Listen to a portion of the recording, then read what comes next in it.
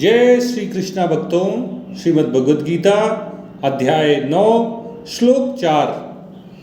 मया ततमिदं सर्वं जगद व्यक्त मूर्तिना मत्स्थानि सर्वभूतानि न चाहं ते स्वस्थितः।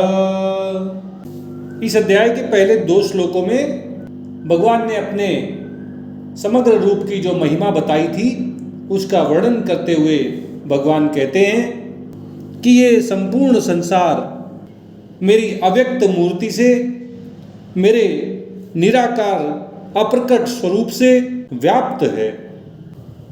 भगवान कहते हैं कि सभी प्राणी मुझ में स्थित हैं, लेकिन मैं उनमें स्थित नहीं हूं। भगवान श्री कृष्ण ने इस अध्याय के दूसरे श्लोक में राजविद्या, राजगुह्य, पवित्र, उत्तम, प्रत्यक्ष अनुभूति कराने वाला, धर्मयुक्त, अविनाशी और सुखपूर्वक संपन्न होने वाला, इन 8 विशेषणों से अपने जिस समग्र रूप की महिमा बताई थी, अब भगवान अगले 2 श्लोकों में अपने उस समग्र रूप का वर्णन अर्जुन के सामने कर रहे हैं।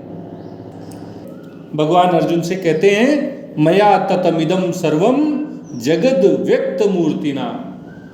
ये संपूर्ण संसार मेरे अव्यक्त मूर्ति, मेरे अप्रकट निराकार स्वरूप से व्याप्त है, आच्छादित है।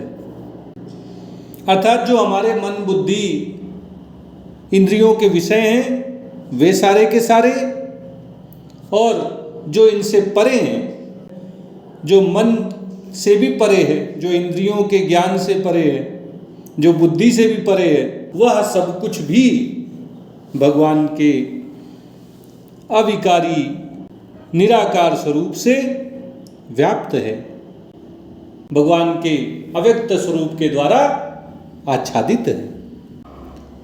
भगवान ने यहाँ मया शब्द का भी प्रयोग किया है और अव्यक्त मूर्ति शब्द का भी प्रयोग किया है।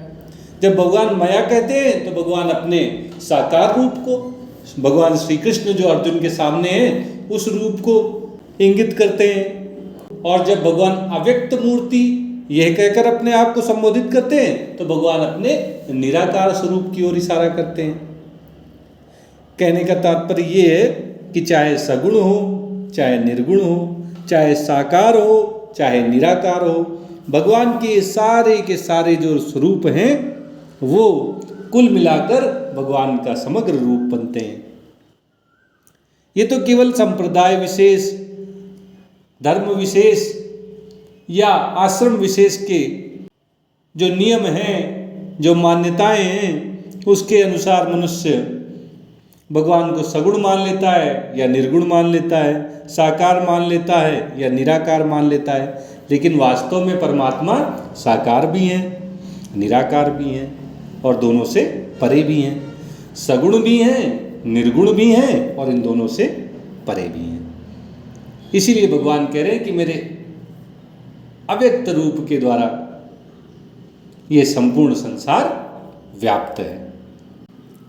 और भगवान अर्जुन से कहते हैं कि मत स्थानी सर्वभूतानि, ये जितने भी प्राणी तुम्हें दिखाई देते हैं या नहीं दिखाई देते हैं, इस संसार के समस्त प्राणी मुझ में स्थित हैं, क्योंकि भगवान से ही सारे प्राणी उत्पन्न होते हैं, भगवान ही सबका पालन करते हैं, और जब प्राणियों का अंत हो जाता है, उनकी मृत्यु हो जाती है, तो वे पुनः भगवान में ही लीन हो जाते हैं। इसलिए भगवान कहते हैं कि ये सभी प्राणी हर समय हर जगह मुझ में ही स्थित रहते हैं।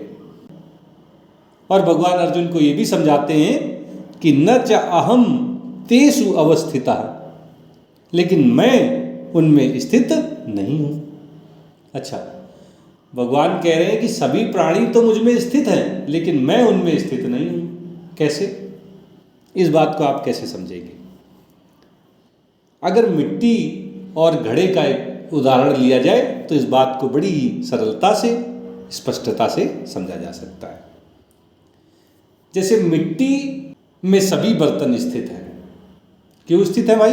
क्योंकि मिट्टी के बिना बर्तन बन ही नहीं सकता। जो भी मिट्टी से बने हुए बर्तन हैं वे सारे के सारे मिट्टी में स्थित हैं। अलग अलग आकार दे देने से, पका देने से मिट्टी उस बर्तन के रूप में दिखाई देने लग जाती है। तो इस तरह मिट्टी से बने हुए सारे के सारे बर्तन तो मिट्टी में हैं, लेकिन बर्तन में मिट्टी है, आप खोजिए, मिलेगी आपको। यद्यपि बर्तन में मिट्टी के अतिरिक्त और कुछ नहीं है, लेकिन अगर आप खोजने लग जाएंगे तो आपको बर्तन में मिट्टी नहीं मिलेगी। इसी तरह ये संपूर्ण संसार, इस संसार के सभी प्राणी भगवान में ही स्थित हैं, लेकिन अगर हम उनमें खोजने लग जाएं तो मिल जाएंगे? नहीं मिलेंगे। जैसे बर्तन में मिट्टी ढूंढने वाले को मिट्टी नहीं मिलती है, ऐसे ही प्राणियों में परमात्मा को खोजने वाले को परमात्मा नहीं मिलते। अच्छा, एक बात और है, अगर भगवान प्राणियों में होते, प्राणियों में भगवान के अतिरिक्त और कुछ नहीं है, क्योंकि जो हमारे 5 तत्व हैं, भूमि, जल, अग्नि, वायु और आकाश, ये सब भी भगवान की शक्तियां हैं। इसको भगवान ने अपनी अपरा प्रकृति के अंतर्गत बताया था। तो है तो ये सब कुछ भगवान, प्राणी के अंदर भगवान के अतिरिक्त और कुछ नहीं है। लेकिन अगर हम खोजने लग जाए कि बताओ हमारी आँख में भगवान है, कि हमारे कान में भगवान है, कि हमारे मुंह में भगवान है, कि हमारे हाथ में भगवान है, कि हमारे पैर में भगवान है, तो हम खोजते ही रह जाएंगे। भगवान सब जगह होते हुए भी किसी एक स्थान पे हमें नहीं मिलेंगे। इसी बात को अर्जुन के माध्यम से भगवान हम सबको सिखा रहे हैं कि हम सब प्राणी भगवान के अंदर स्थित हैं। भगवान ने ही हम सबको बनाया है, वही हम सबका पालन पोषण करते हैं, और हम जब मृत्यु को प्राप्त होते हैं तो पुनः हम भगवान में ही लीन हो जाते हैं। इस तरह हम सब भगवान में स्थित हैं, लेकिन भगवान हम में स्थित नहीं है। अगर भगवान हम में होते तो जब हमारी मृत्यु होती तो भगवान की भी मृत्यु हो जाती। इसका मतलब है कि भगवान की अपनी स्वतंत्र सत्ता है। हम सब उस सत्ता के अंदर हैं, लेकिन वह सत्ता हमसे परे है, हमसे श्रेष्ठ है, हमसे उत्तम है। इस तरह हम भगवान के व्यापक रूप के विषय में जान जाते हैं। ओम तत्सत। जय श्री कृष्णा, जय श्री कृष्णा, जय श्री कृष्णा।